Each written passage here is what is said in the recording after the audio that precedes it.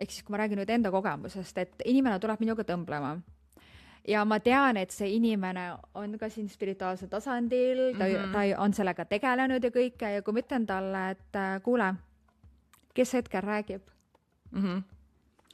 Esimene asi on see, et inimene läheb lukku, on üks variant ja teine variant on see, et mina räägin. Ja järgmine küsimus on, kes see mina on? Jah.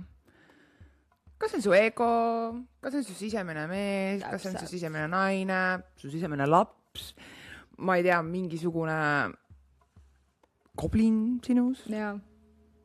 Kes täpsemalt? Ja siis, kui ma esitan selle küsimuse ja kui ma ütlen talle, et kas sa saad aru, et see on sinu ego ja kui see inimene hakkab vaidlema, tagasi lükkama, siis saad kohe aru, pirnike, et ego räägib. Minul on hästi huvitav ka see, et ma siin mingi 2 aastat tagasi äkki ühes laagris avastasin, kuidas minu füüsiline keha reageerib teiste inimeste egole.